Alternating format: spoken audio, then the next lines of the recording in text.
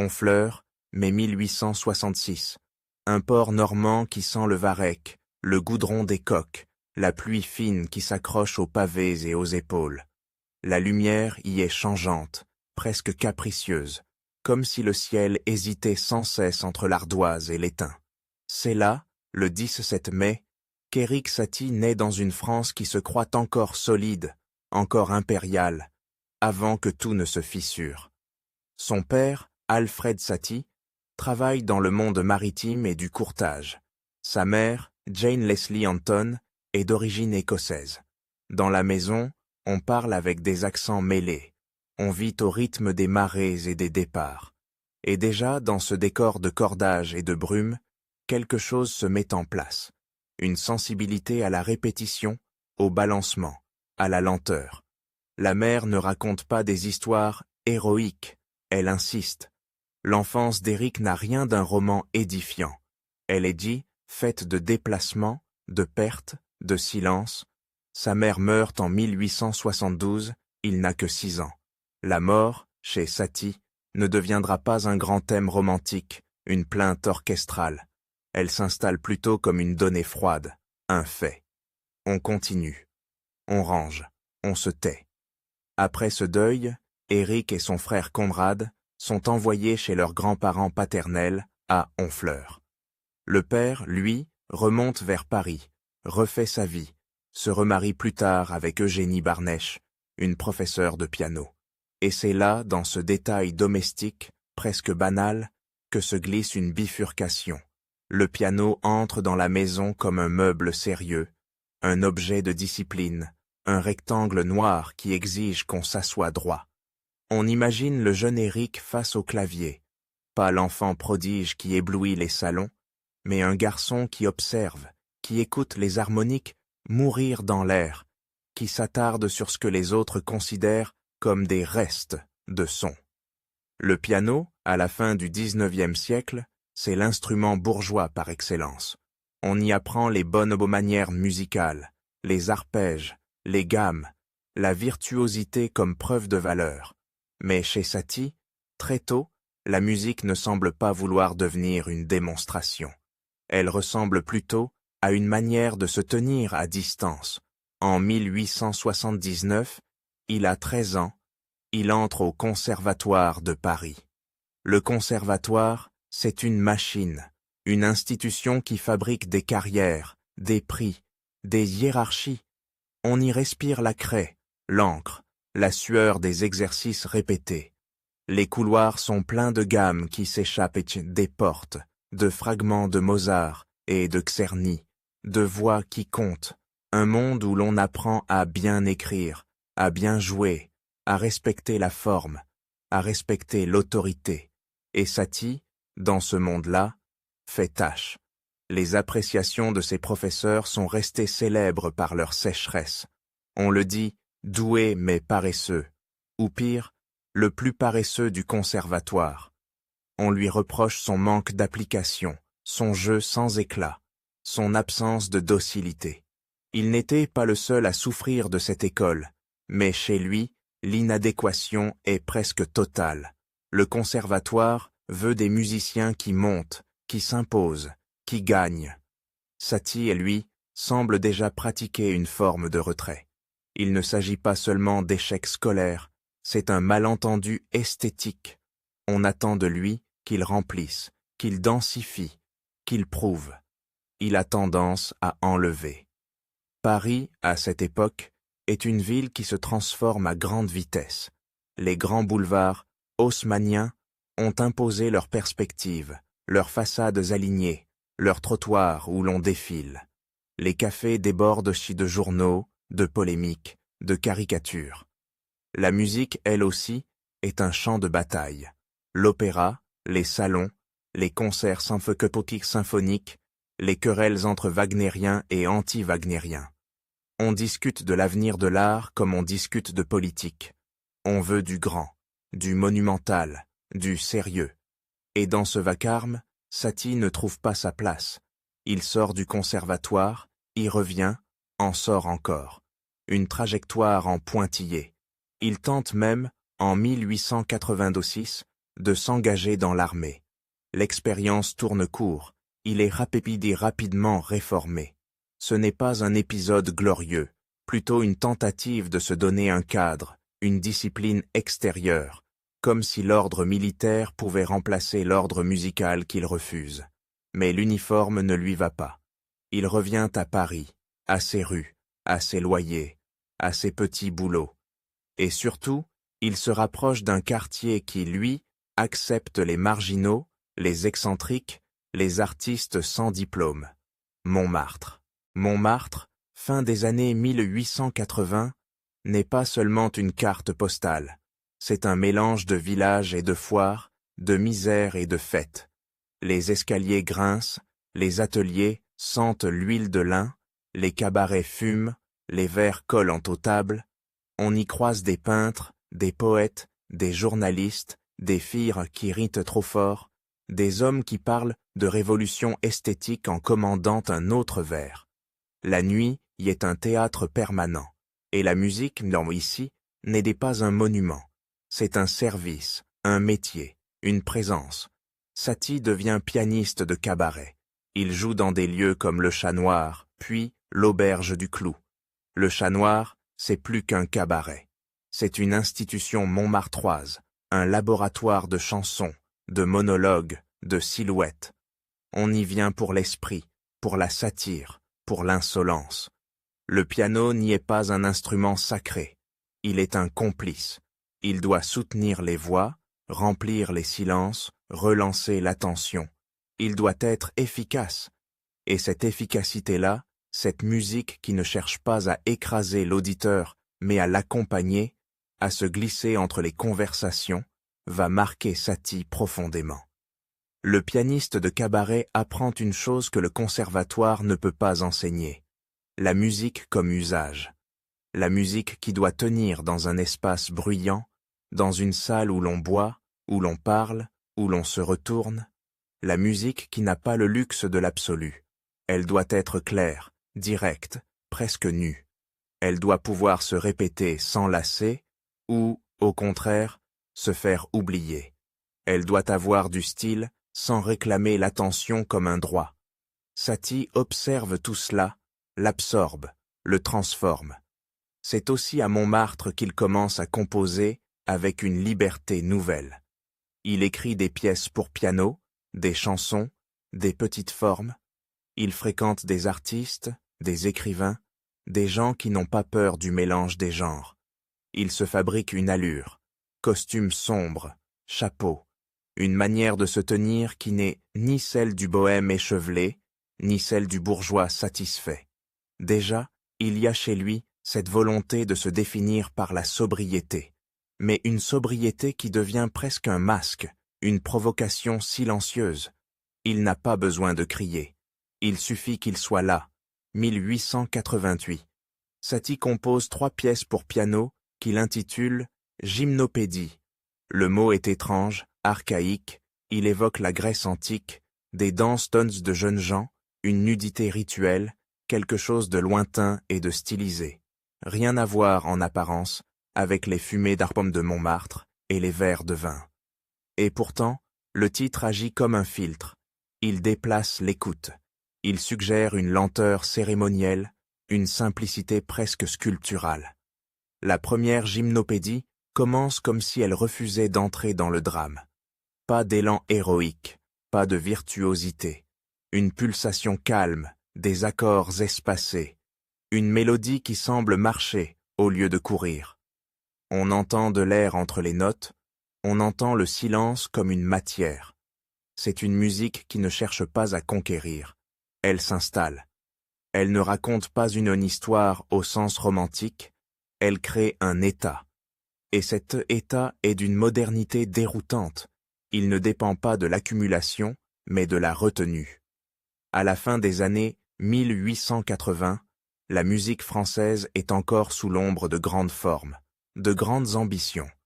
Même quand elle se veut nouvelle, elle se veut souvent brillante.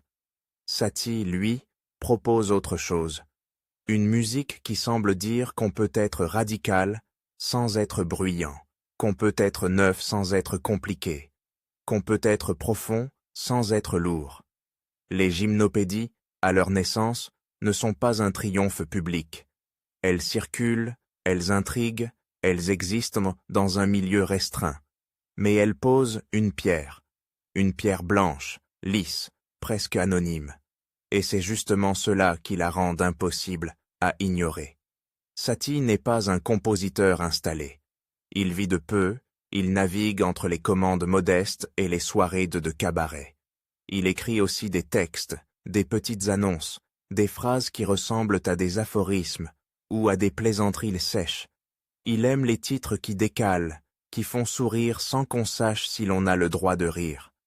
Il commence à construire une manière d'être compositeur qui n'est pas celle du maître inspiré, mais celle d'un artisan ironique, presque administratif, comme si la musique pouvait être un travail de bureau, une série de formulaires à remplir à l'envers. Montmartre, pourtant, n'est pas seulement un refuge, c'est aussi un lieu où l'on peut se perdre. Les nuits s'enchaînent, les amitiés se font et se défont, les réputations naissent sur un mot et meurent sur un autre. Satie observe les mécanismes de la gloire miniature, celle des cabarets. Aujourd'hui on vous applaudit, demain on vous oublie. Il apprend à se méfier des emballements. Il apprend aussi que l'originalité, ici, est une monnaie courante. Tout le monde veut être original. Alors il choisit une autre stratégie. Il ne cherche pas l'excentricité visible. Il cherche l'écart discret, le pas de côté. Dans ces années-là, Paris est aussi traversé par une tension entre le haut et le bas, entre l'art officiel et l'art de la rue, entre l'opéra et la chanson. Satie se tient dans une zone intermédiaire, et c'est une position inconfortable. Les institutions le regardent comme un amateur. Les bohèmes peuvent le trouver trop froid, trop distant. Mais cette distance est sa force. Il ne s'abandonne pas. Il découpe, il simplifie, il laisse des blancs. Les gymnopédies, en 1888, ne ressemblent même pas à un manifeste écrit à l'encre rouge. Elles ressemblent d'il plutôt à une lettre posée sur une table, sans signature ostentatoire.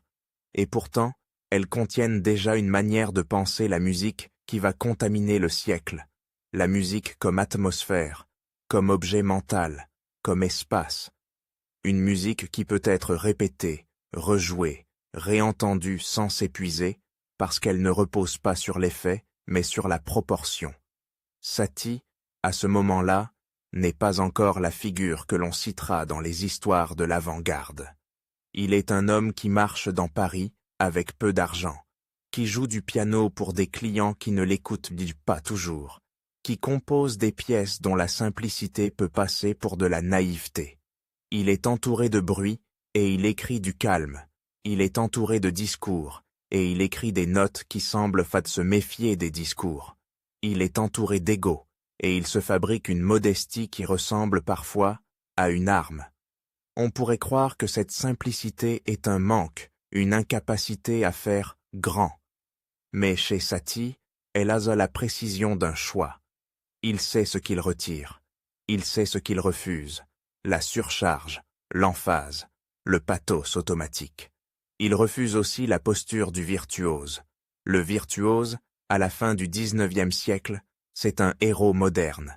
Il dompte l'instrument, il triomphe du public, il transforme la technique en spectacle. Satie, pianiste de cabaret, connaît la technique, mais il ne veut pas en faire un drapeau. Il préfère l'anti-drapeau. Il préfère l'économie. Et puis, il y a cette chose, presque imperceptible, qui commence à se dessiner. La musique chez Satie n'est pas seulement une suite de sons, c'est aussi une manière de nommer, de présenter, de cadrer. Gymnopédie, le titre était déjà une mise en scène. Il ne décrit pas exactement ce qu'on entend. Il ouvre un espace imaginaire. Il crée une distance entre la pièce et l'auditeur, une distance qui permet l'ironie ou la rêverie, ou les deux à la fois. Satie comprend très tôt que le contexte fait partie de l'œuvre, que l'on écoute autrement selon le mot posé au-dessus de la portée. Dans les cabarets, il voit aussi comment une chanson change de sens selon celui qui la chante, selon la salle, selon l'heure. La musique n'est pas pure, elle est situation, elle est geste, elle est usage social. Et cette conscience-là, chez un compositeur, est rare à une époque où l'on sacralise l'œuvre comme un objet autonome. Satie, sans théoriser lourdement, agit comme si l'œuvre était un objet parmi d'autres, un objet qui circule, qui se prête, qui se détourne. Il vit alors dans un Paris où l'on imprime des partitions comme on imprime des journaux, où les cafés-concerts et les salons coexistent, où l'on peut entendre le même soir une romance sentimentale et une expérimentation harmonique. La frontière entre le sérieux et le léger est poreuse. Satie s'y glisse. Il prend au sérieux le léger. Il rend léger le sérieux. Et c'est précisément ce mélange qui déroute ceux qui veulent des catégories nettes. À la fin des années 1880, il n'a pas encore trouvé la stabilité, ni financière ni sociale, mais il a trouvé un ton musical et un ton humain. Une manière de se présenter comme quelqu'un de presque effacé, tout en laissant derrière lui des objets impossibles à classer. Les gymnopédies sont jouées, recopiées, commentées dans des cercles restreints. Elles commencent à attirer l'attention de musiciens plus installés, qui sentent qu'il se passe là quelque chose d'inédit, une modernité qui ne ressemble pas à une révolution bruyante, mais à un changement de température. Satie continue de jouer, de composer, de fréquenter Montmartre. Il observe les modes, les engouements, les querelles. Il voit comment Paris fabrique des idoles et des parias. Il sait qu'il est dos fragile dans ce système. Il n'a pas de prix du conservatoire à brandir, pas de poste officiel, pas de réseau académique solide. Il a autre chose, une obstination tranquille, une capacité à rester fidèle à une idée de la musique qui ne cherche pas à plaire au jury. Et quand on écoute ces gymnopédies, on entend aussi Montmartre à l'envers. Non pas le tumulte, mais ce qui reste quand le tumulte s'éloigne. Le moment où la salle se vide, où les chaises raclent le sol, où le pianiste reste seul quelques minutes. Les doigts posés sur les touches, et joue pour lui-même, sans public. Une musique qui n'a pas besoin d'applaudissements pour exister. Une musique qui tient debout dans le silence. Satie, à 22 ans, n'est pas encore un nom. Il est un homme parmi d'autres dans une ville saturée de talent. Mais il a déjà posé un geste qui va hanter la musique française. L'idée qu'on peut être radical en étant simple, qu'on peut être moderne en étant dépouillé, qu'on peut avancer en refusant la course. Il marche dans Paris avec une allure discrète, comme s'il voulait se fondre dans la foule. Et pourtant, derrière lui, quelque chose reste, une trace nette, 3 pièces lentes, presque immobiles, qui continuent d'avancer longtemps après que les doigts ont quitté le clavier. À Montmartre, après les gymnopédies, la nuit ne s'arrête pas. Elle change seulement de texture. Les mêmes rues en pente, les mêmes façades qui suintent de l'humidité, les mêmes de vitrines où la lumière du gaz fait briller les bouteilles comme des bijoux pauvres. Mais autour de Satie, quelque chose se resserre. Il ne s'agit plus seulement de jouer pour couvrir le bruit des verres et des conversations. Il s'agit de trouver une famille d'esprit, une confrérie presque. Et à Paris, à la fin du XIXe siècle, quand on cherche une confrérie, on finit souvent par tomber sur des mots qui sentent l'encens, le velours, la promesse d'un secret. Le symbolisme est partout, dans les revues, dans les salons, dans les arrière-salles où l'on parle bas. On en a assez du naturalisme, de la description brute, de la littérature qui ressemble à un rapport de police. On veut l'invisible, le signe, l'allusion. On veut que l'art ne dise pas, mais suggère. Et la musique, dans ce climat, devient une sorte de langue idéale. Elle n'a pas besoin de prouver. Elle enveloppe. Elle flotte. Elle fait croire qu'il existe un autre monde derrière le monde. Satie, lui, n'est pas un mystique au sens où l'on imagine un homme en extase. Il est trop sec, trop ironique, trop attentif aux détails concrets. Mais il est sensible à l'idée d'un art qui se tient à distance du grand théâtre romantique. Il aime les rites, les formules, les titres qui ouvrent une porte. Il aime aussi, il faut le dire, la possibilité de se réinventer. À Montmartre, on se réinvente comme on change de chapeau. On se donne des noms, on se fabrique des légendes, on se raconte. C'est dans cette atmosphère qu'apparaissent, à partir de 1890, les Gnossiennes. Le mot, encore une fois, est un piège délicieux. Il sonne antique, il sonne savant, il sonne comme un fragment arraché à une civilisation perdue. On a beaucoup glosé sur l'origine. Gnos, connaissance secrète, Knossos, la crête, le labyrinthe, ou simplement un mot inventé, parce que l'invention, chez Satie, est une manière de reprendre la main. Peu importe, au fond, d'où vient le terme. Ce qui compte, c'est ce qu'il fait à l'oreille avant même la première note.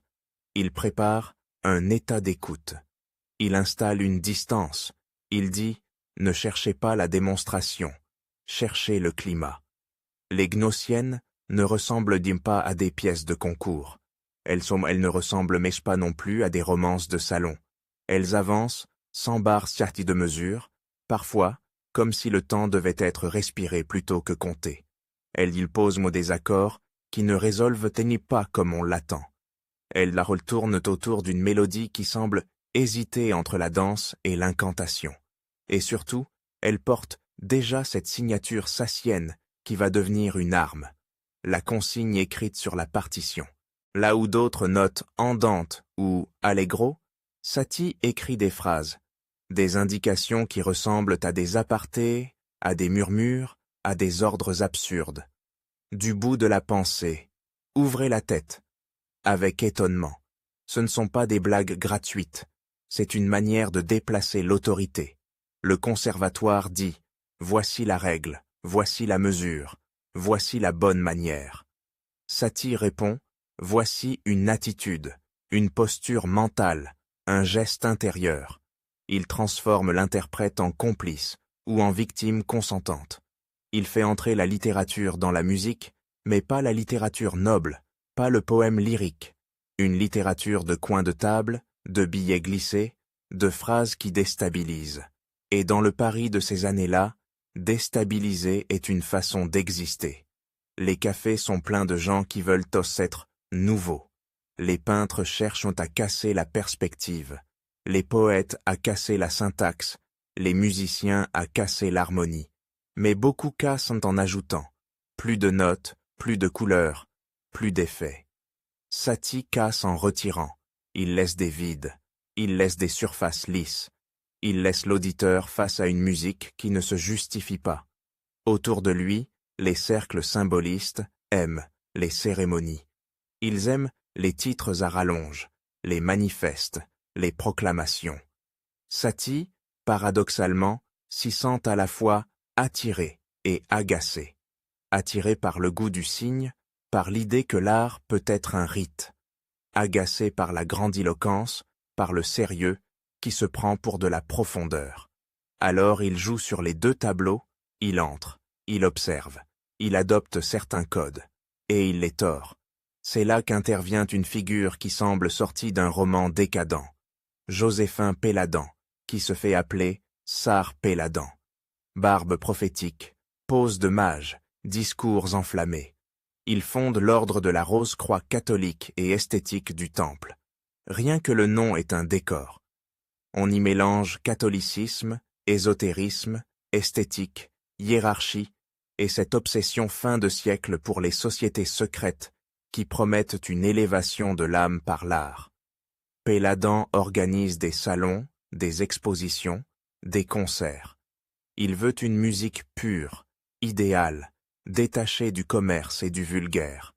Il veut des artistes prêtres.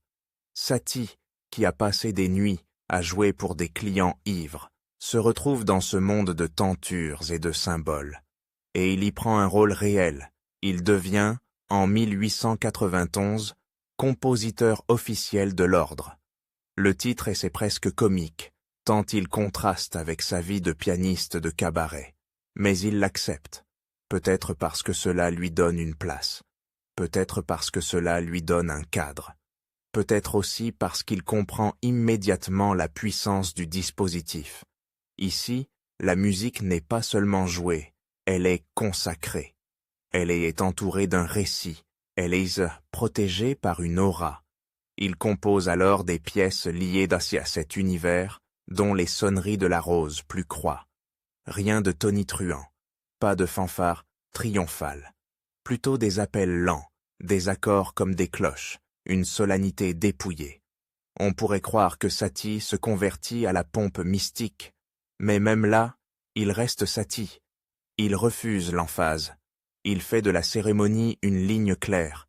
Il donne au rite une économie presque administrative, comme si la liturgie devait être tenue par un employé consciencieux.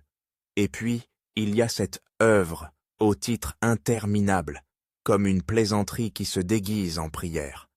Messe des pauvres. Elle n'est pas une messe au sens liturgique strict, plutôt un ensemble de pièces pour orgue et chœur, écrit sur plusieurs années, inachevé. Mais le titre dit tout. Les pauvres. Pas les princes de l'esprit, pas les initiés en velours. Les pauvres.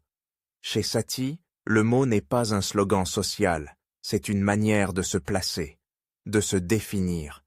Il ne sera pas le compositeur des triomphes officiels, il sera celui des marges, des petites gens, des humbles, ou du moins de l'humilité comme posture. Sauf que l'humilité, chez lui, est toujours double. Elle est sincère et fabriquée. Elle est une protection et une attaque. Il se présente comme un petit pour mieux désarmer ceux qui attendent un grand. Et pendant qu'on le sous-estime, il installe ses idées. La collaboration avec Péladan ne dure pas. Elle ne pouvait pas durer. Péladan veut des disciples. Satie n'est disciple de personne. Il peut jouer le jeu un temps, mais il finit par se heurter à l'autorité du sar, à son goût du commandement, à sa manière de distribuer les rôles, comme dans une pièce de théâtre où lui seul serait le metteur en scène. Satie rompt. La rupture est à la fois esthétique et personnelle. Il sort de ce monde comme on sort d'une pièce trop parfumée, avec un léger vertige et l'envie d'air frais. Et c'est là que se produit un mouvement typiquement satien. Au lieu de revenir simplement à la vie de cabaret, il pousse plus loin la logique du rite, mais à sa manière. Il invente sa propre église, l'église métropolitaine d'art de Jésus conducteur. Rien que cette formule est un chef-d'œuvre de décalage. Métropolitaine. On pense au Paris moderne, aux lignes, aux stations, à la circulation. Art, évidemment. Jésus conducteur. Un Christ qui n'est plus seulement sauveur, mais conducteur, comme un chef de train, un guide de métro, un employé de la ville. Satie se nomme lui-même parcier et maître de chapelle. Il écrit des textes, des proclamations, des lettres. Il excommunie, il bénit, il fulmine. Il fabrique une bureaucratie sacrée, une religion de papier, une liturgie de l'absurde. On pourrait réduire cela à un canular. Ce serait trop simple. Le canular, chez Satie, n'est dit jamais seulement un gag. C'est une manière de répondre à la violence symbolique des institutions. Le conservatoire l'a humilié. Les critiques l'ignorent ou le méprisent. Les milieux sérieux le regardent comme un amuseur. Alors il construit une institution parallèle, mais tellement personnelle, tellement invérifiable, qu'elle échappe à toute prise. Il devient son propre pape, son propre secrétaire, son propre fidèle. Et dans ce théâtre solitaire, il trouve une liberté, celle de décider ce qui est sacré et ce qui ne l'est pas. Il y a aussi dans cette période une intensification de son écriture verbale. Satie écrit comme il compose, par fragments, par formules, par détours. Il aime les mots qui sonnent comme des tampons administratifs et des oracles en même temps. Il aime les listes, il aime les définitions, il aime les titres qui ressemblent à des étiquettes collées sur des bocaux. Il comprend que le langage peut être une musique parallèle, une musique qui encadre l'autre, qui la contredit, qui la commente, sans jamais se présenter comme un commentaire. Et puis, au milieu de ces constructions mentales, il y a un événement d'une simplicité brutale. Suzanne Valadon. Valadon, c'est Montmartre incarné. Modèle devenu peintre, femme libre dans un monde qui ne pardonne pas facilement la liberté féminine. Elle a posé pour Renoir, pour Toulouse-Lautrec. Elle connaît les ateliers, les regards, les rumeurs. Elle a une présence qui ne se laisse pas réduire à une muse. Elle travaille, elle dessine, elle peint, elle vit. En 1893, Satie la rencontre et s'attache à elle avec une intensité qui surprend ceux qui l'imaginent. Froid, distant, uniquement ironique. Il l'appelle Biki. Il lui écrit des lettres. Il rêve d'un foyer. Il rêve peut-être d'une normalité, ou plutôt d'une normalité à sa façon. Une chambre, un quotidien, une intimité qui ne soit pas seulement faite de partitions et de nuits montmartroises. Il y a quelque chose de touchant et de tragique dans cet épisode, parce qu'il est bref, très bref. Quelques mois. Valadon ne reste pas. Elle a sa vie, ses élans, ses contraintes. Satie, lui, vit cette relation comme un événement total. Il s'installe près d'elle, rue Cortot, dans cette maison qui existe encore, accrochée à la butte. On imagine l'intérieur, des murs étroits, l'odeur de peinture, le silence après les visites, la ville en contrebas comme un grondement lointain. Satie, qui a passé des années à se protéger derrière l'ironie, se retrouve exposée. Quand Valadon le quitte, il ne transforme pas la douleur en grande confession romantique. Il ne va pas écrire une symphonie de l'abandon. Il fait autre chose. Il se referme. Il ritualise davantage. Il durcit la carapace. Et cette blessure, on la sent ensuite dans sa manière de vivre. Une solitude plus organisée, plus systématique, comme si l'ordre pouvait empêcher le chaos affectif de revenir. C'est aussi à cette époque qu'il compose des pièces où l'on entend une forme de dépouillement encore plus radicale, comme si la musique devait devenir un objet presque neutre pour ne pas trahir. Vexation, par exemple, cette énigme notée sur une page, un motif court, accompagné d'une indication qui a fait couler tant d'encre. Le jouer 840 fois. On ne sait pas exactement si Satie voulait une exécution réelle, si c'est une provocation, une méditation, une expérience mentale. Mais l'idée est émola, posée comme un caillou dans la chaussure de la musique occidentale.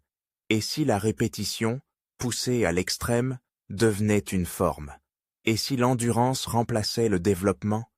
Et si l'œuvre n'était plus un récit, mais une situation? Dans le Paris fin de siècle, où l'on adore les grandes architectures musicales, où l'on attend de la musique qu'elle progresse, qu'elle évolue, qu'elle trocute, qu'elle triomphe, Satie propose l'immobile, il propose le circulaire, il propose le presque rien, mais un presque rien qui insiste. Et pendant ce temps, autour de lui, les milieux artistiques continuent de se recomposer. Les symbolistes fréquentent les mêmes cafés que les chansonniers. Les peintres croisent les écrivains. Les revues naissent et meurent. On lit Mallarmé, on parle de Wagner, on se dispute sur la décadence et la pureté. La France de la Troisième République est traversée par des tensions politiques et morales, par des scandales, par des crispations.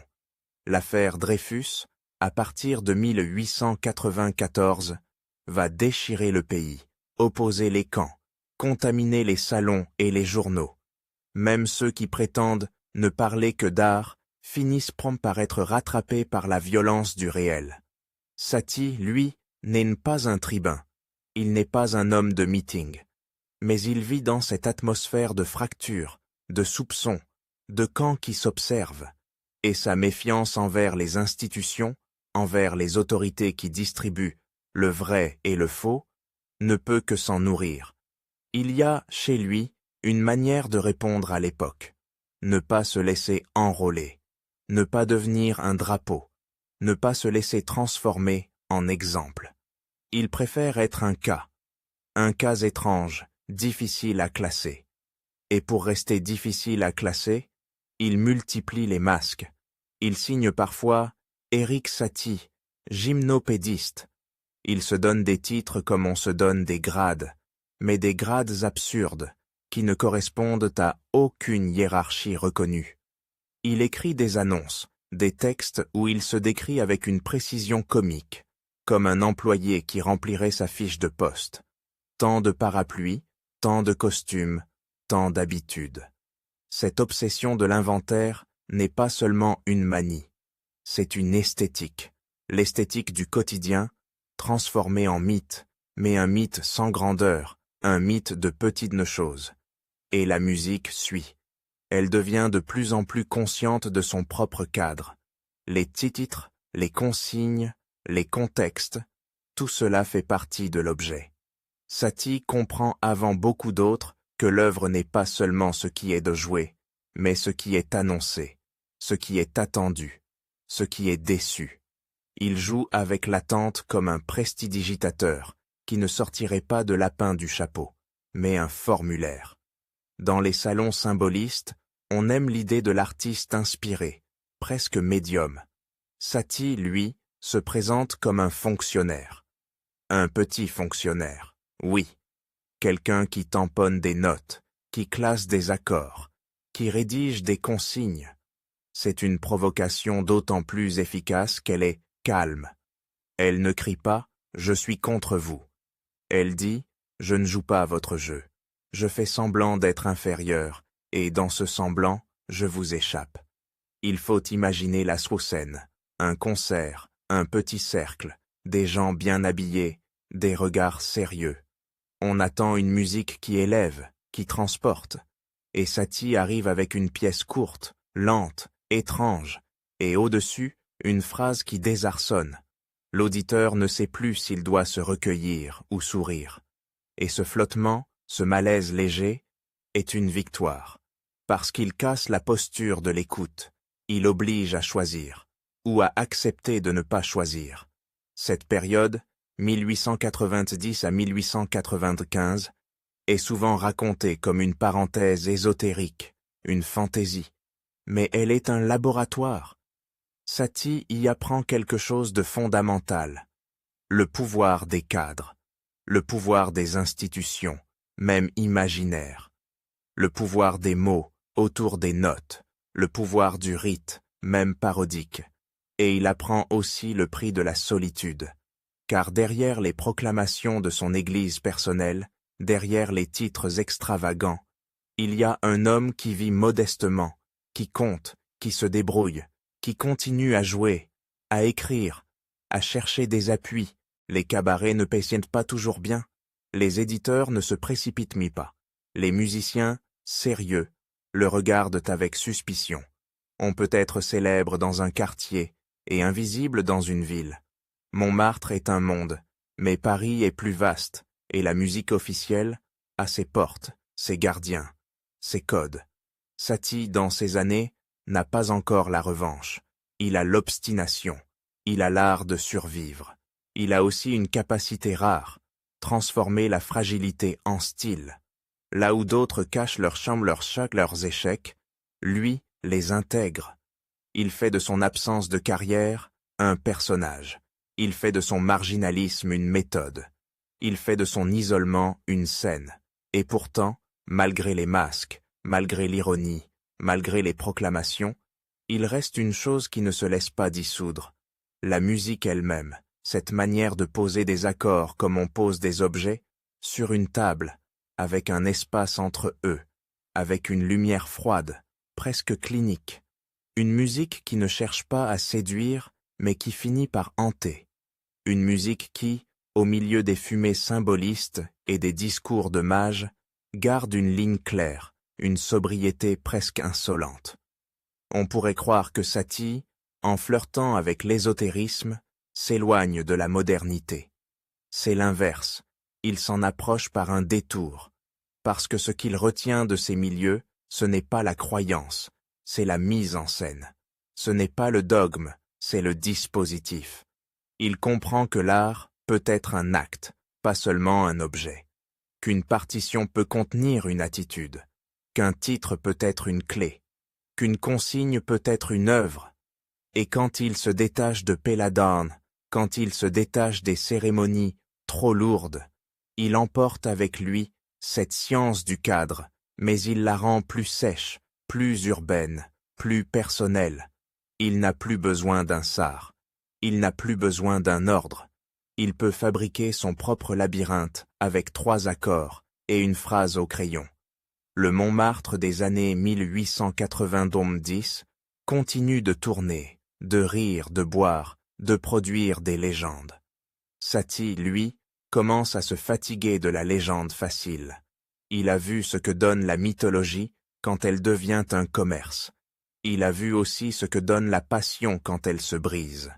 Alors il se prépare, sans le dire, à un autre type de vie. Une vie plus réglée, plus distante, plus dure.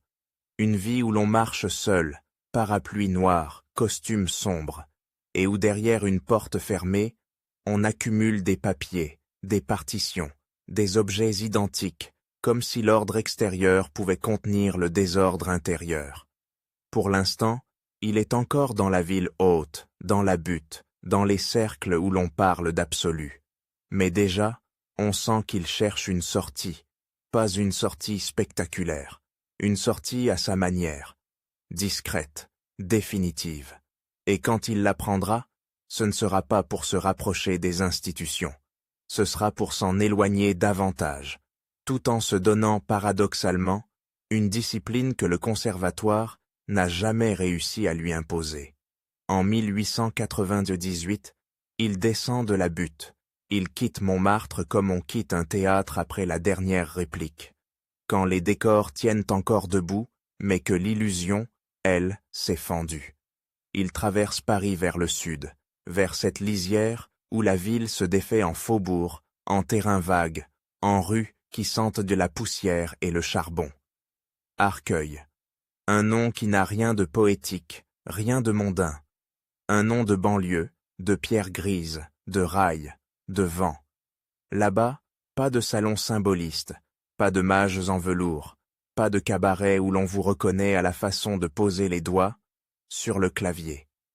Là-bas, on vous reconnaît à l'heure à laquelle vous rentrez, au bruit de vos pas dans l'escalier, au parapluie qui goutte sur le palier. Il s'installe au 22, rue Cauchy, puis plus tard, au 34, rue Cauchy. Une chambre, petite, une pièce qui n'a pas vocation à recevoir, une pièce qui n'a pas vocation à séduire.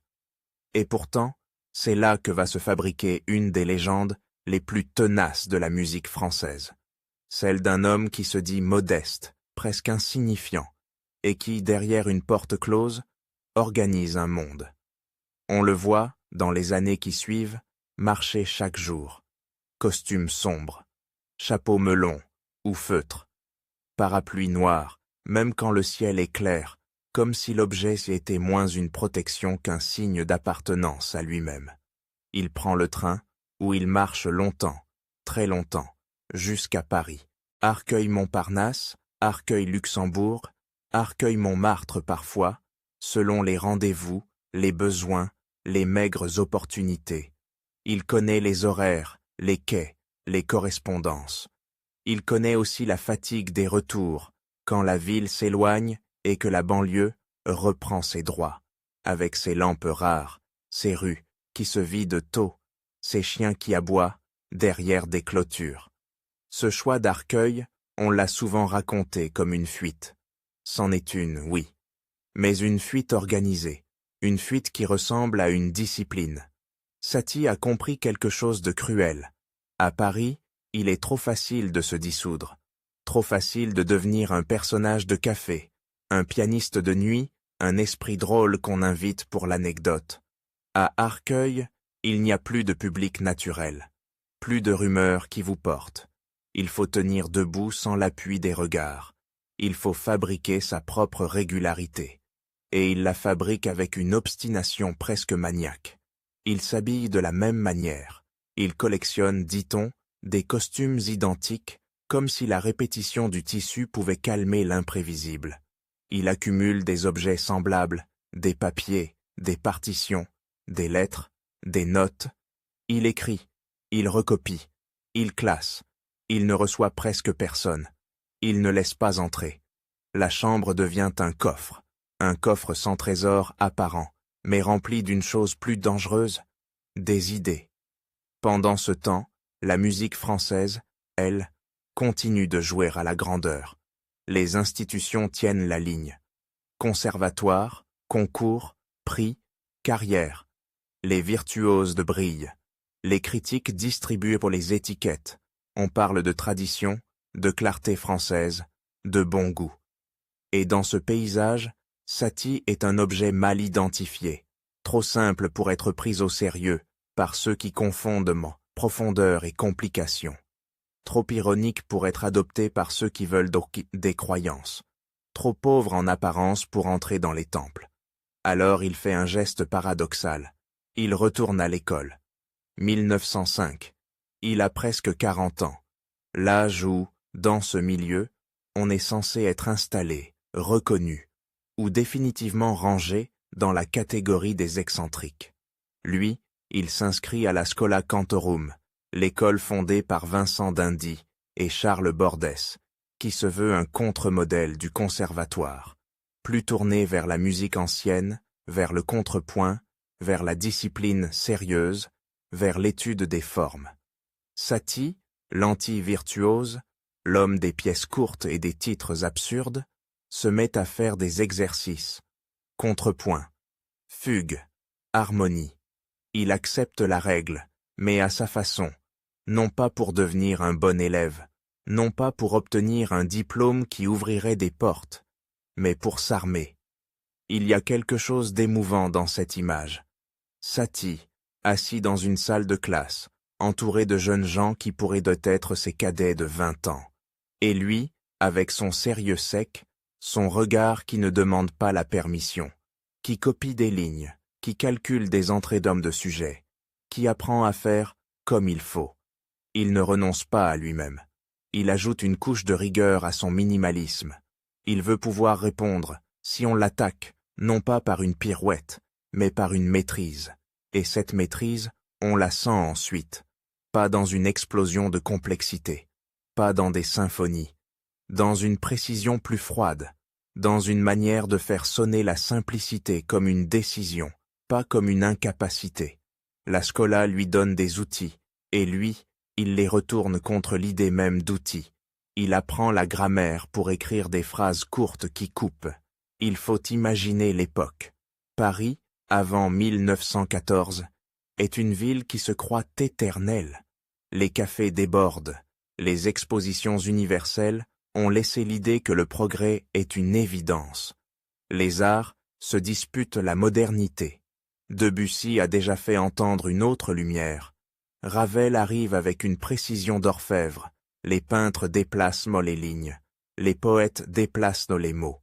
Et au milieu, Satie, qui n'a pas de poste, pas de classe officielle, pas d'orchestre à lui, avance comme un homme qui travaille dans l'ombre, mais qui sait exactement ce qu'il fait. Il n'est pas seul pourtant. Il n'a jamais été seul, même quand il se met en scène comme un ermite. Il a des relations, des complicités, des frictions.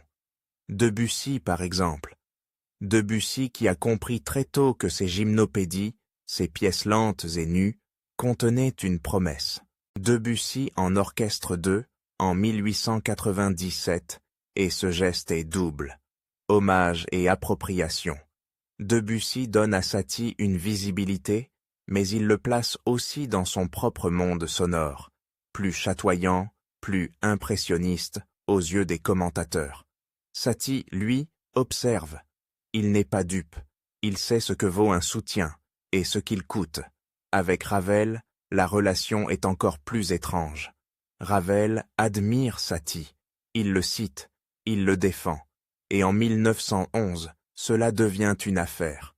Une affaire Ravel, comme on dit dans les journaux et les conversations, parce que Ravel et ses proches mettent en avant Satie comme un précurseur, comme un homme injustement négligé.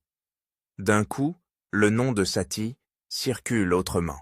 On ne le réduit plus au pianiste de cabaret ou au mystique farceur. On le présente comme une source, une origine. Mais être une origine, c'est dangereux. On vous transforme en ancêtre, on vous fige, on vous utilise.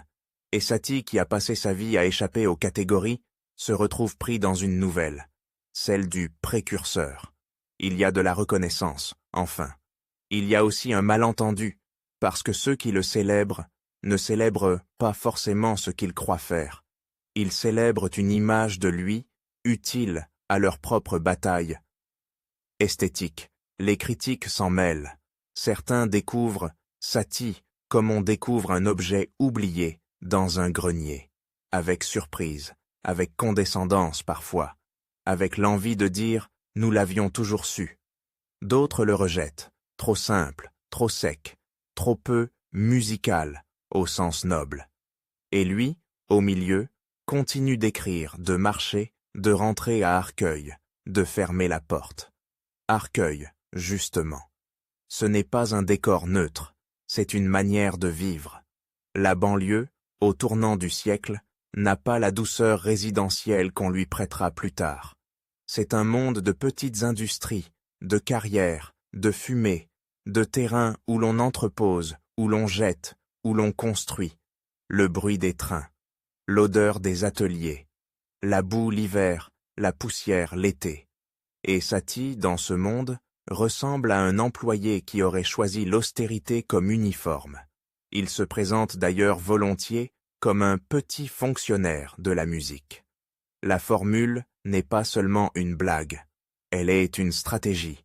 Elle dit « Je ne suis pas un prophète, je ne suis pas un virtuose, je ne suis pas un héros romantique. Je suis un homme qui fait son travail, et ce travail, c'est de retirer, de simplifier, de désenfler, de faire tomber les rideaux. » Dans ces années, il écrit des pièces qui marquent déjà cette tension entre rigueur et sabotage. Il y a par exemple ces recueils pour piano où ces titres et les indications deviennent presque aussi importants que les notes, des morceaux qui semblent se moquer de la tradition tout en la connaissant parfaitement. Il y a cette manière de découper la musique en objets courts, comme des petites annonces. Et il y a surtout une idée qui mûrit. La musique n'a pas besoin d'être un monument. Elle peut être un geste, une présence, un objet posé dans la vie quotidienne. Mais avant d'arriver à cette idée pleinement formulée, il faut passer par la revanche lente, la revanche de l'homme qu'on a traité d'incapable au conservatoire et qui, à 40 ans, peut écrire des contrepoints impeccables. La revanche de l'homme qu'on a pris pour un amuseur et qui, par sa sobriété, met en crise ceux qui confondent sérieux et lourdeur. Il y a aussi dans cette période une dimension matérielle qu'on oublie souvent quand on parle d'avant-garde. Satie n'est pas un rentier. Il vit modestement. Il dépend de petits revenus, de leçons, de publications, de commandes rares. Il fréquente encore des cafés, des cercles, mais il n'est plus le pianiste de nuit qui joue pour couvrir les vers. Il devient une figure qu'on consulte, qu'on invite, qu'on cite, pas toujours payé à la hauteur de l'aura. L'aura ne nourrit pas. L'aura ne chauffe pas une chambre d'Arcueil en hiver. Et pourtant, il tient. Il tient par une forme de fierté sèche. Il tient par l'habitude. Il tient par cette capacité à transformer la contrainte en style. Là où d'autres auraient barré chercher à réussir en se pliant, lui cherche à durer en se durcissant. Autour de lui, les générations se croisent. Les des jeunes compositeurs viennent le voir comme on va voir un homme qui a traversé des modes sans se laisser avaler. Ils aiment son esprit, ses formules, sa manière de dégonfler les grands mots. Ils aiment aussi parfois l'utiliser. Satie est pratique comme figure tutélaire parce qu'il n'a pas de clan officiel, pas d'institution derrière lui. On peut le brandir contre l'académisme sans risquer de se faire récupérer par une autre académie. Mais Satie n'est pas un drapeau docile. Il a ses colères, ses rancunes, ses fidélités aussi, mais des fidélités qui ressemblent à des contrats tacites. Tant que tu ne me transformes pas en statue, je te laisse m'approcher. Il écrit des textes, des préfaces, des lettres où l'ironie est une arme blanche. Il peut être drôle, oui, mais d'une drôlerie qui coupe. Il peut être tendre, parfois, mais d'une tendresse cachée sous des couches de formalisme absurde.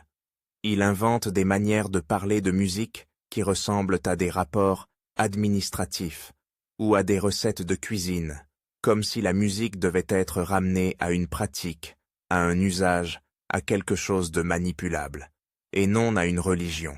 Et pendant qu'il travaille ainsi, la France avance vers un mur sans le voir.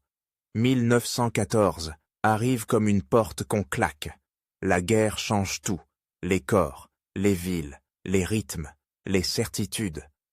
Paris n'est plus seulement une capitale artistique, c'est une ville sous tension, une ville où l'on lit les communiqués, où l'on compte les absents, où l'on vit avec l'idée que le monde d'avant ne reviendra pas intact. Satie, trop âgé pour être envoyé au front comme un jeune soldat, vit la guerre autrement, par les pénuries, par l'atmosphère, par les amis mobilisés, par la transformation des lieux. Les cafés ne sont plus les mêmes, les conversations non plus, et l'avant-garde, qui jouait à choquer la bourgeoisie, se retrouve face à une réalité qui choque tout le monde. C'est là que sa sobriété prend un autre sens. Avant, elle pouvait passer pour une pause, une provocation contre le romantisme. Pendant la guerre, elle ressemble à une nécessité. Plus de grands discours, plus de grands orchestres, triomphants. On cherche des formes plus directes, plus sèches, plus adaptées à une époque qui a vu trop de grandiloquence se transformer en carnage. Satie, dans ce contexte, devient une référence malgré lui, parce qu'il a déjà fait, depuis longtemps, ce que d'autres commencent à comprendre. Retirer, alléger, désacraliser. Il a déjà mis la musique à hauteur d'homme, à hauteur de rue, à hauteur de quotidien, et cette mise à une hauteur d'homme, soudain, paraît moderne. Il continue pourtant à vivre comme avant, ou presque. La marche, le parapluie, la chambre, la porte fermée. On imagine le retour le soir, après une répétition, après une discussion, après un concert. Il monte l'escalier, il entre, il referme, et le monde extérieur disparaît. Dans cette chambre, il y a des piles, des papiers, des partitions, des objets identiques, comme si la répétition était une manière de tenir le temps en respect. Ce qui frappe, quand on regarde cette période, c'est la coexistence de deux mouvements contraires. D'un côté, Satie se retire, se protège, se ritualise.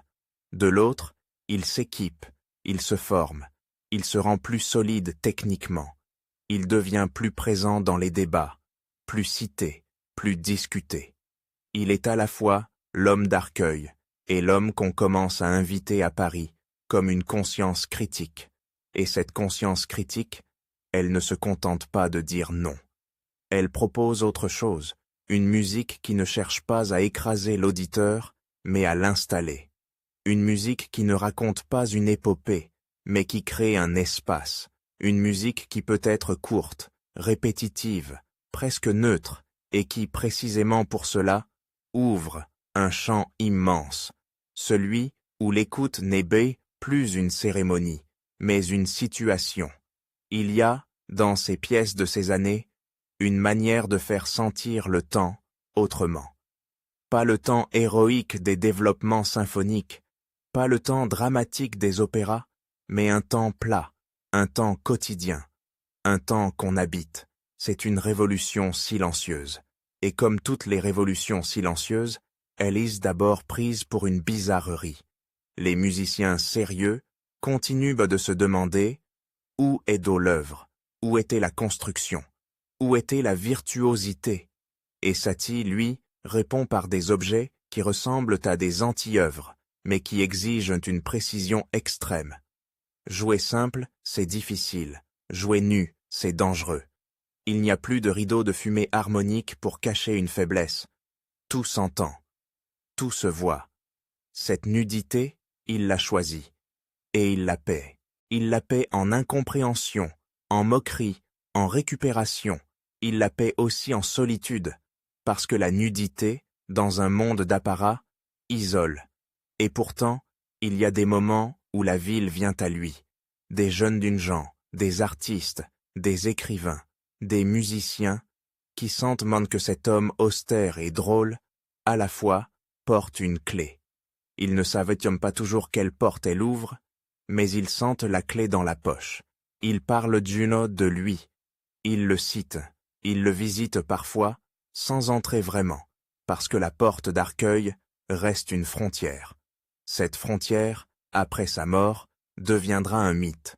On découvrira l'état de la chambre, les piles, les objets, les partitions oubliées, comme si l'on avait enfin accès au labyrinthe, derrière la simplicité affichée. Mais déjà, de son vivant, la frontière existe. Elle fait partie de l'œuvre. Elle fait partie du personnage. Elle fait partie de cette manière qu'il a de dire « Je suis là, mais je ne suis pas à vous ». Et c'est peut-être cela, la vraie revanche de Satie à Arcueil. Non pas d'avoir conquis une institution, non pas d'avoir obtenu une chaire ou un prix, mais d'avoir imposé une présence sans se livrer, d'avoir rendu sa simplicité inattaquable en la rendant volontaire, armée, consciente, d'avoir appris la fugue pour mieux écrire des phrases musicales qui refusent la rhétorique, d'avoir accepté la discipline pour mieux saboter le culte de la discipline. Quand, en 1911, on commence à le célébrer, il n'accourt pas pour prendre la place qu'on lui offre. Il reste à distance, il laisse les autres se disputer son image. Il continue de marcher, parapluie noir, costume sombre, entre la banlieue et la capitale, entre la chambre fermée et les cafés où l'on refait le monde. Et dans cette marche répétée, dans ce va-et-vient obstiné, il y a déjà quelque chose qui ressemble à sa musique, une ligne simple, une répétition, une économie de moyens, et, derrière, un entêtement qui finit par déplacer les murs. La modernité, pendant ce temps, accélère. Elle cherche des scandales, des manifestes, des coups d'éclat. Satie, lui, prépare autre chose.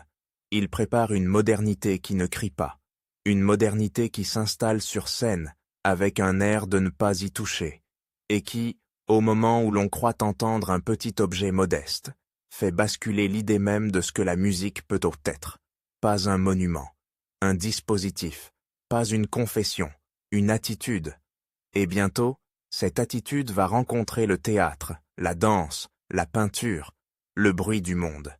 Bientôt, le parapluie noir d'Arcueil va se retrouver, contre toute logique, au centre d'un scandale international. Mais pour que ce scandale ait un sens, il fallait d'abord ces années de banlieue, de rigueur, de marche, de porte fermée. Il fallait ce laboratoire silencieux où un homme, qu'on avait pris pour un excentrique, s'est fabriqué une armure de simplicité. Et sous l'armure, une lame. 1917. Paris a le teint gris des villes qui vivent à l'économie. Les vitrines sont moins pleines, les journaux plus lourds, les conversations plus courtes, comme si chaque phrase devait passer un contrôle avant de sortir. On entend encore des rires, bien sûr, mais ils ont une autre densité. On rit pour tenir, on rit pour ne pas compter. Et dans cette ville sous rationnement, sous deuil, sous attente, un ballet va surgir comme une provocation de foire, un collage de cirque et de modernité, un objet qui ne ressemble à rien de ce qu'on appelle alors l'art sérieux.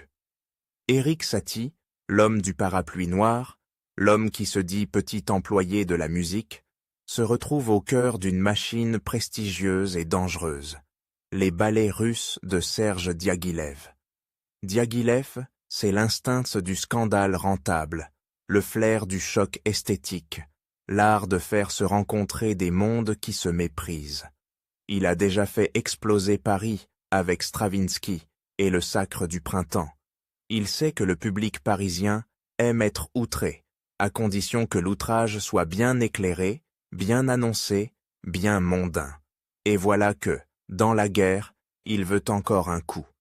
Un coup qui dise La vie continue, mais autrement. Le projet s'appelle Parade. Rien que le titre est un programme. Pas ballet, pas poème, pas drame. Une parade. Ce qui se passe devant le spectacle, ce qui aguiche, ce qui attire le passant, ce qui vend. La musique, la danse, la peinture, tout va être mis au service de cette idée de façade, de réclame, de boniment. Jean Cocteau était là, nerveux, pressé, brillant, persuadé que l'époque exige une esthétique de la rue, du music hall, du cirque, des affiches. Picasso était là aussi, avec ses angles, ses aplats, ses masques, sa manière de faire entrer la modernité picturale dans le décor comme on fait entrer un couteau dans une table. Et Satie, au milieu, avec sa sobriété d'Arcueil, sa politesse sèche, son humour qui ressemble à un tampon administratif. Cocteau veut du neuf, il veut du quotidien transfiguré, mais sans lyrisme, sans brume. Il veut que l'art cesse de se prendre pour une cathédrale. Satie, lui, n'a pas attendu Cocteau pour penser ça. Il a déjà passé des années à dégonfler les grands mots, à faire de la musique un objet, un geste, une présence. Mais ici, la nouveauté n'est pas seulement dans les notes, elle est dans l'assemblage, dans l'idée que la musique peut cohabiter avec le bruit, avec la mécanique, avec la ville. La partition de Parade ne cherche pas à séduire par la beauté, au sens traditionnel. Elle cherche à être exacte, à être tranchante, à être un mécanisme de scène. Satie y glisse des sons qui, pour beaucoup, ne sont pas de la musique. Machine à écrire, sirène, coups, bruit d'objets. Pas comme un effet décoratif, pas comme un exotisme, mais comme une déclaration. Le monde moderne fait du son, et ce son a droit de citer. La guerre a rempli l'air de grondements, de moteurs, de métal. La ville a ses klaxons, ses ateliers, ses pas pressés. Pourquoi l'orchestre devrait-il faire semblant de ne pas entendre? Le 18 mai 1917, au théâtre du Châtelet, la création a lieu. On imagine la salle, uniforme, robe sombre, visage fatigué, impatience de se sentir vivant. Et puis le rideau. Et puis cette chose. Des personnages de foire, des managers, des acrobates, une esthétique de carton et de cubisme, des mouvements qui ne flatbissent pas la grâce classique, une musique qui ne caresse pas l'oreille. Le public ne sait pas où se mettre. Certains rindent, d'autres sifflent, d'autres crinent. On parle de scandale, comme toujours à Paris quand l'art refuse de se tenir à sa place. Mais le scandale, ici, a une texture particulière. Ce n'est pas seulement l'indignation devant l'audace, c'est la confusion devant un objet qui ne respecte pas les frontières. Est-ce du ballet? Est-ce du cirque? Est-ce une plaisanterie? Est-ce une insulte? Est-ce une publicité? Et Satie, qui a toujours aimé les zones grises, se retrouve accusé, commenté, défendu, attaqué. Il n'est plus seulement le solitaire d'Arcueil. Il est un nom dans la presse, un sujet de conversation, un symbole malgré lui. Il y a un épisode qui dit beaucoup de lui. Après Parade, Satie se retrouve mêlé à une affaire de critique. Un journaliste, Jean Pouey, l'attaque. Satie répond par une carte postale d'une violence sèche, une insulte qui claque comme un coup de règle sur les doigts. Procès. Condamnation. 8 jours de prison, avec sursis, amende. Ce n'est pas un duel romantique, ce n'est pas une querelle d'esthète en gants blancs. C'est un homme qui, derrière son masque de fonctionnaire, a une colère réelle, une fierté qui ne négocie pas. Il peut prêcher la simplicité, mais il ne supporte pas qu'on le traite comme un amuseur sans importance. Il a passé trop de temps à être méprisé pour accepter le mépris avec élégance. Parade, pourtant, n'est pas seulement un scandale. C'est un pivot. Parce qu'à partir de là, Satie devient visible comme un acteur de la modernité, pas seulement comme un précurseur discret. Il est dans le même cadre que Cocteau, que Picasso, que Diaghilev. Il est dans le théâtre, dans la danse, dans l'événement. Et cette visibilité attire une génération qui cherche des pères, des ancêtres, des figures à brandir contre l'académisme. La guerre se termine. 1918. Paris respire, mais c'est un souffle court. Les survivants reviennent avec des silences dans les yeux. Les morts ne reviennent pas. Les années de d'après-guerre ont une énergie étrange, une envie de fête et une fatigue profonde, une accélération et une fragilité. Les avant-gardes se recomposent. Dada arrive avec son rire noir, sa volonté de tout renverser, de tout ridiculiser, de faire de l'art une bombe à confetti. Les cafés, les petites salles, les revues, les manifestes, tout bouillonne.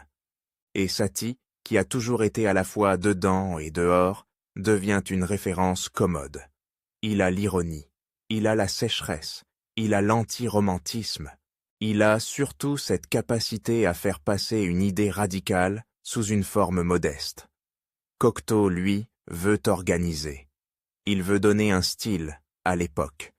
Il publie en 1918 Le Coq et l'Arlequin, un texte qui attaque le wagnérisme, la brume impressionniste, les lourdeurs, et qui prône une musique claire, directe, française, nourrie de rue, de cirque, de jazz naissant, de music hall.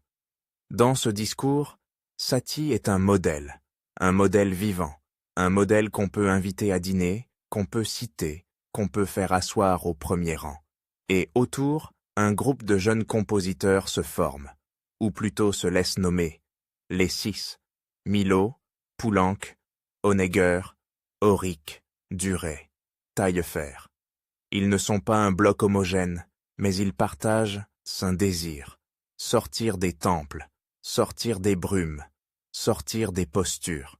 Satie les amuse et les agace, il les attire et les repousse. Il a pour eux une affection qui ne se dit pas, une bienveillance qui prend la forme de pique. Il n'est pas un professeur au sens classique. Il n'a pas de méthode à transmettre. Il a une attitude, une manière de refuser l'emphase, une manière de rappeler que la musique peut être courte, qu'elle peut être sèche, qu'elle peut être conceptuelle, avant même que le mot existe dans le vocabulaire artistique. Et c'est là que son geste devient encore plus étrange. Au moment où on le célèbre, où on le place au centre, il invente quelque chose qui semble vouloir le faire disparaître. La musique d'ameublement. L'expression est un coup de canif dans l'idée même de concert. Une musique qui ne demande pas l'attention, qui ne réclame pas le silence religieux, qui ne veut pas être écoutée comme on écoute une confession. Une musique qui doit se fondre dans le décor, comme un papier peint sonore, comme un tapis. Non pas pour être insignifiante, mais pour changer la relation, pour déplacer le pouvoir. Satie propose des pièces destinées à accompagner un moment social, un entracte, une exposition, un repas. Il imagine une musique qui ne s'impose pas, qui ne domine pas, qui ne fait pas de l'auditeur un fidèle. Et quand on tente de l'écouter sérieusement, il s'en irrite. Il veut qu'on parle, qu'on circule, qu'on vive. Il veut que la musique cesse d'être un autel. C'est une idée qui choque même ceux qui se croient l'heure moderne, parce qu'elle retire à l'art son privilège le plus confortable, celui d'être au centre. On voit la scène, une salle, des gens qui, par habitude, se taisent dès que la musique commence. Et Satie, qui proteste, qui demande qu'on continue de parler, qu'on ne fasse pas de sa musique un objet sacré. Il y a là une ironie profonde. L'homme qu'on a longtemps accusé de ne pas faire de vraie musique invente une musique qui, volontairement, refuse d'être traitée comme de la musique au sens traditionnel. Il ne cherche pas à entrer dans le musée. Il cherche à déplacer le musée dans la rue, puis à le dissoudre. Cette dissolution, pourtant, n'est pas une paresse. Elle demande une précision, une économie de moyens qui n'est pas une économie d'idées. Satie sait exactement ce qu'il retire, il sait exactement ce qu'il laisse, il sait que le moindre accord, dans un espace dépouillé, devient un événement. Il sait que la répétition, si elle a isole tenue avec rigueur, change la perception du temps.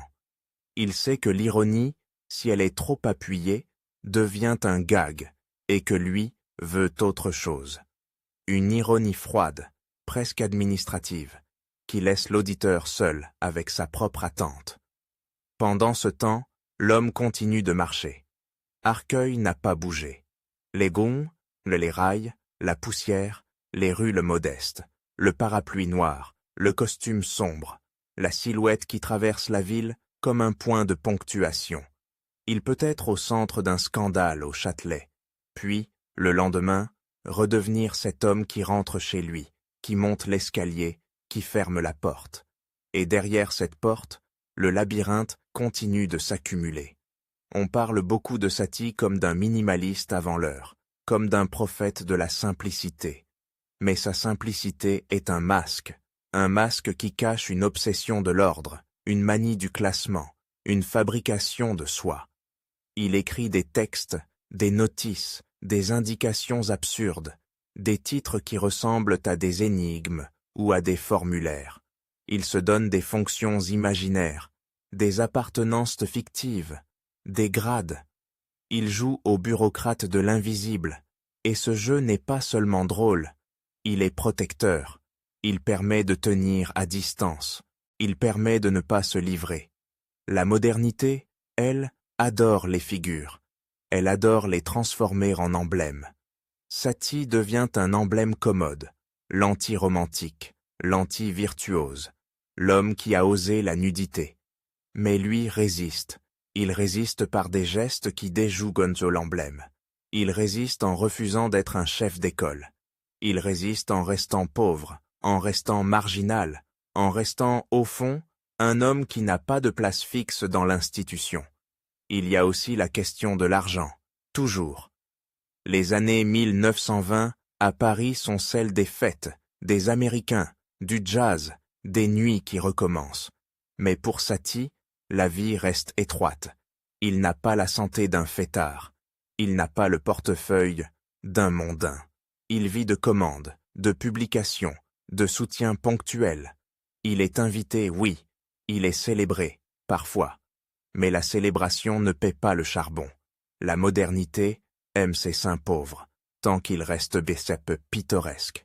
Et Satie, dans cette pauvreté, garde une dignité presque agressive. Il ne mendie pas. Il ne se plaint pas comme on se plaint dans les salons.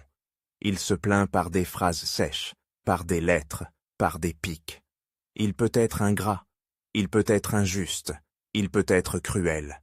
Il n'est pas un sage. Il est un homme qui a passé sa vie à se défendre, et qui continue de se défendre même quand on l'applaudit. Autour de lui, les esthétiques se bousculent. Le néoclassicisme pointe, avec son retour à des formes anciennes réinventées. Stravinsky change de peau. Les compositeurs français cherchent une voie entre tradition et rupture. Et Satie, lui, reste inclassable. Il n'est pas un nostalgique. Il n'est pas un futuriste. Il est un saboteur calme.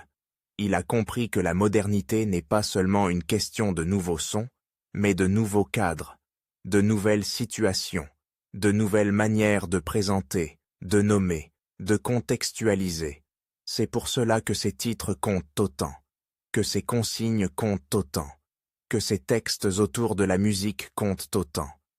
Chez lui, l'œuvre n'est pas seulement ce qui est joué, c'est aussi ce qui est là dit, ce qui est suggéré, ce qui est interdit. C'est un dispositif complet. Et ce dispositif, les artistes des décennies suivantes le reconnaîtront comme une source. L'idée que l'art peut être une idée incarnée, pas seulement une virtuosité. Mais revenons à l'homme, à son corps, à sa fatigue. Les années passent, il vieillit. Il n'a pas la vieillesse confortable des compositeurs installés. Il a une vieillesse de marcheur, de buveur parfois, de solitaire. On sait qu'il boit. Beaucoup. L'alcool, chez lui, n'est pas une pause romantique. C'est une habitude, une dépendance, une manière de supporter la dureté des jours et la dureté de soi. Son corps encaisse, puis il commence à ne plus encaisser. Il continue pourtant à apparaître dans les cercles. Il continue à être ce personnage sec, drôle, imprévisible. Il continue à écrire, il continue à être cité. Mais quelque chose se resserre. La chambre d'Arcueil devient plus qu'un refuge, une forteresse. Et la forteresse, avec le temps, devient une prison. 1925. Paris est déjà une autre ville que celle de 1917. La guerre s'éloigne, mais elle laisse des traces dans les corps et dans les arts. Les avant-gardes se sont institutionnalisées en partie. Ce qui scandalisait hier commence à être digéré. Et Satie, lui, arrive au bout. Il meurt le 1er juillet 1925, à Paris. Il a 59 ans. Pas un âge canonique, un âge de fatigue. Et c'est après sa mort que le motif du parapluie noir et de la porte close prend toute sa force. Parce qu'on entre enfin dans la chambre d'Arcueil. On ouvre. Et ce qu'on découvre n'est pas l'image d'un ascète parfaitement rangé. C'est un chaos organisé, un empilement, une stratification. Des piles de papier, de partitions, de lettres, des objets en série, des costumes identiques, dit-on, comme si l'homme avait voulu se fabriquer une armure de tissu contre l'imprévisible. Des parapluies, des traces de vie qu'il n'a jamais montrées. Cette découverte frappe les amis, les curieux, les héritiers, parce qu'elle révèle la vérité matérielle de son paradoxe. L'homme qui prêchait la simplicité vivait dans un labyrinthe. L'homme qui refusait la grandiloquence avait construit, dans une pièce minuscule, une cathédrale de papier. L'homme qui se disait petit fonctionnaire avait accumulé des archives comme un ministère secret. Et dans ces piles, il y a aussi des œuvres qu'on ne connaissait pas, des esquisses, des projets, des fragments.